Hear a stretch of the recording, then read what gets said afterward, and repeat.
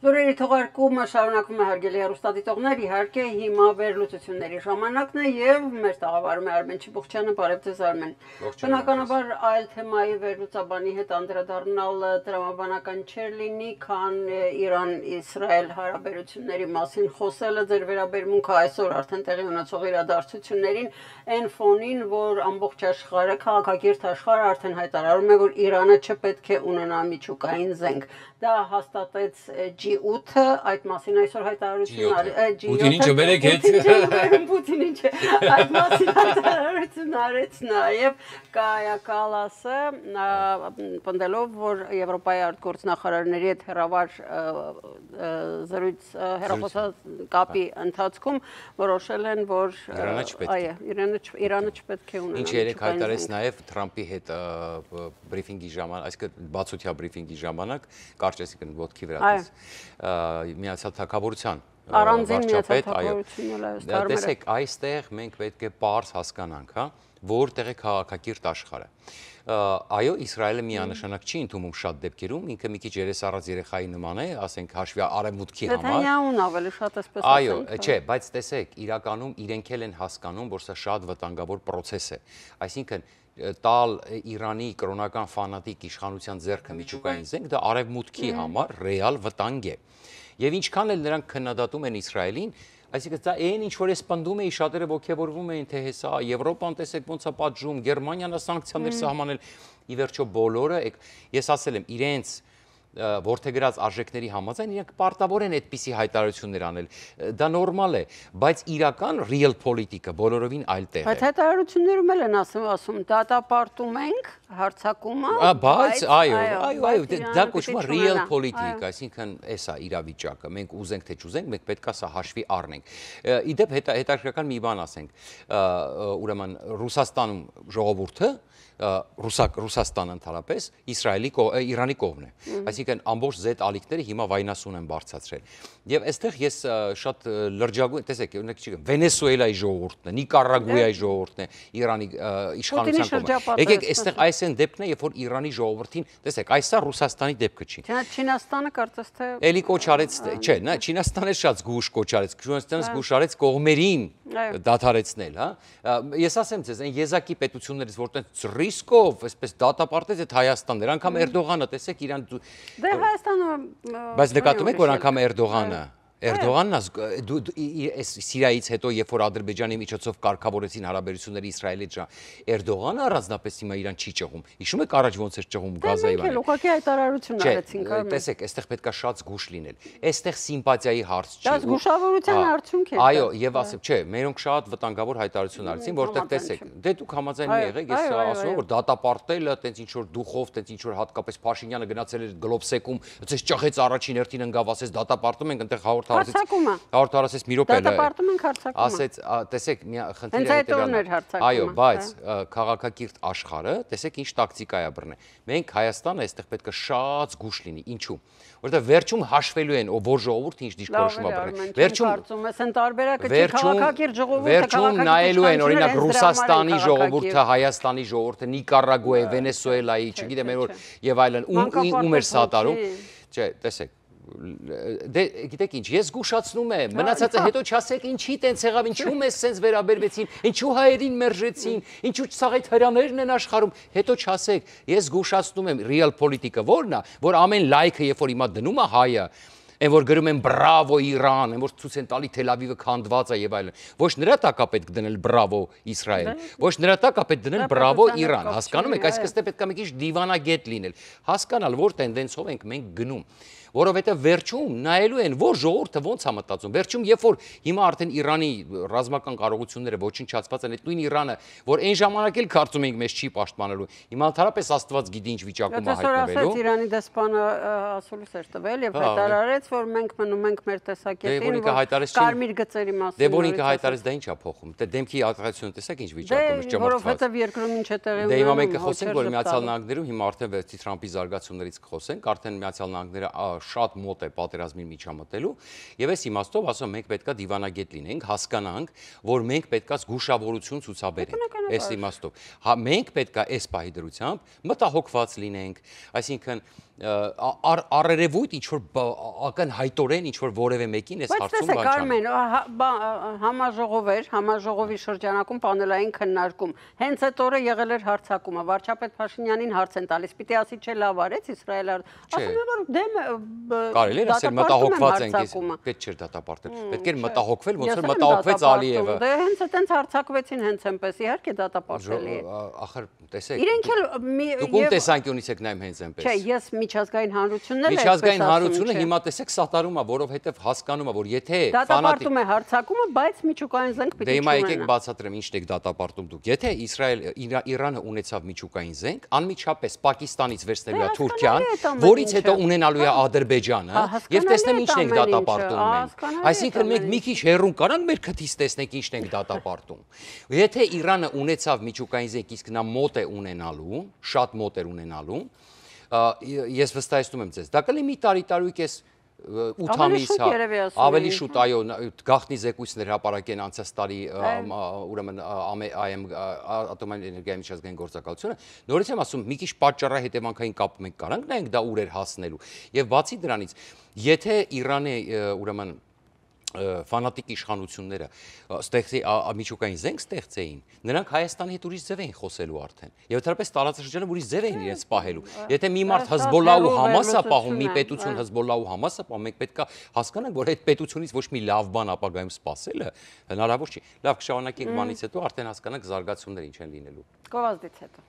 Serial ես փնտրում, տանդեմ սերիայի նոր էպիզոդն ես ման գալիս։ Դու դեռ փնտրում ես, մինչդեռ վիդեոն տապալվեց, գովազդը բացվեց, քեզանից գումար շորթեցին, իսկ դու դեռ հույսում ես։ Մինչ դու փնտրում ես հարթակներ առանց վիրուսների, անverջ սպասում ես, նյարդայնանում ես, իրենք արդեն սերիա 13-ի վերջն են։ Arflix պլատֆորմում մի փնտրիր, ուղակի դիտիր։ Դասամիջոց, տանդեմ, սոս ինձ, ընդամենը մի կյանք, կայսրության թևերը, շատ շուտով արդեն Vendetta, բաժանորդագրվիր հիմա եւ բացահայտիր սերիաների թեժ զարգացումները առանց սահմանափակումների։ Շաբաթական նոր սերիաները սպասում են քեզ անմիջապես Arflix-ում։ Մի կորի ֆեյքերում, մի փնտրի պատճեններ։ Բարի գալուստ Arflix։ Դիտիր իրականը, պարզ, որակով հասանելի։ Ոչ մի անհասկանալի կայք, ոչ մի վիրուս, ոչ մի վտանգավոր գովազդ։ Միայն զվարճանք, երբ դու ես ընտրում ինչ եւ երբ դիտել։ Arflix-ը դա այն հարթակն է, որտեղ ճիշտ ժամանցը հանդիպում է հայկական ինքնատիպության հետ։ Միացիր այսօր,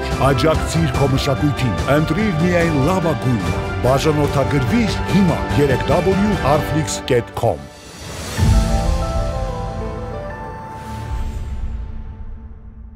Մեր տաղավարում Արմեն Չիբուխչյանը, Իրано-իսրայելական թեման ենք շարունակելու, նախ ուզում եմ մեկ անգամ այդ մասին խոսել ենք մեր եթերից այսօր արդեն, նախագահ Թրամփը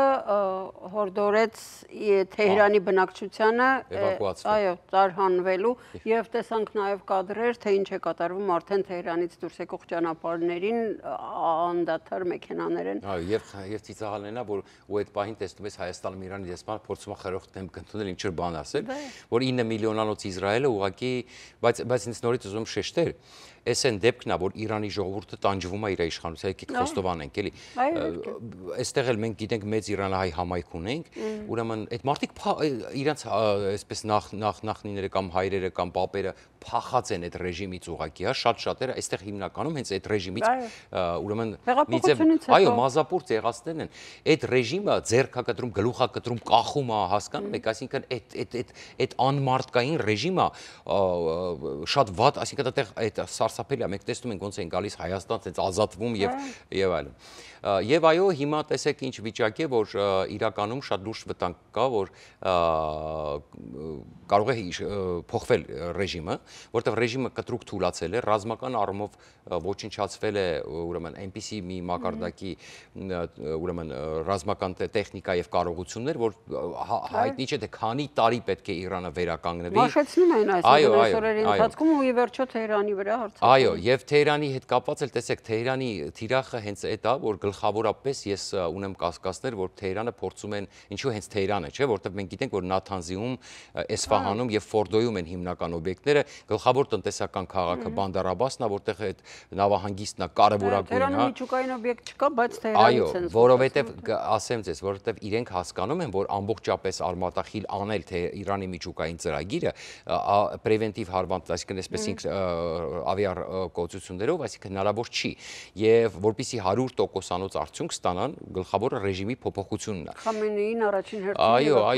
Այո, եւ երեք Axios-ը inside ուներ, որ Նեթանյահուն ուզեցել է ուրեմն վերացնի այաթոլլային, բայց Թրամփը չի թույլ տվել եւ այստեղ կասկածներ ունեն, որ Դեռ ժամանակը չէ։ Այո, եւ կասկածներ ունեն, որ Թրամփը փորձում է այաթոլլային բերել այնպիսի կոնդիցիայի, որ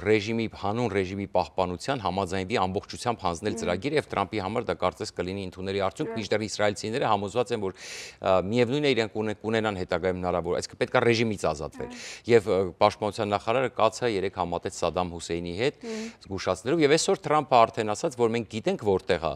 Խամենեին։ Մենք կարող ենք նրան սպանել, բայց մենք չենք սպանի, նա հեշտ թիրախ է հիմա։ Եվ հետո հաջորդ ուրեմն գրառումով գրում է աներկբա կապիտուլյացիա է պահանջում, այսինքն առանց որևէ նախապայմանի, առանց որևէ պայմանի կապիտուլյացիա է պահանջում։ Նորից ասաց, որ դեռ հույս ունի համասեց, համել հետո ասեց մեր համբերությունը հատում է։ Այստեղ էս բանը կա եւ inside ասեմ քիչ առաջ ամերիկյան ալիքները տվեցին, որ կան տեղեկություններ, որ Թրամփի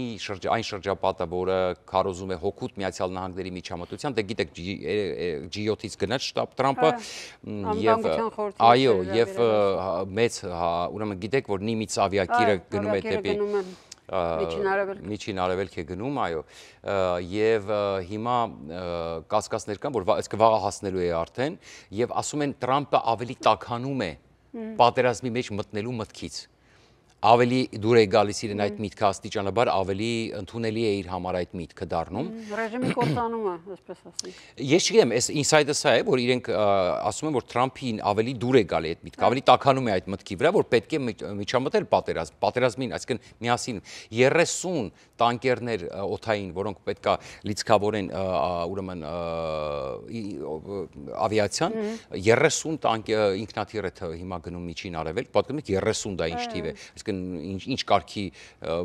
ծավալի մասին է։ Այնտեղ արդեն ունեինք ավիակիր։ Այնտեղ արդեն ունեին, հիմա Նիմիցն է ավելանում եւ մոտ 40,000 զորքի մասին է խոսքը այնտեղ։ Ստացվեց Կրիմնաշը ունեինք ավիակիր։ Չէ, եկեք վատ օրինակների մասին չխոսենք։ Մի խոսքով, տեսեք, եւ այստեղ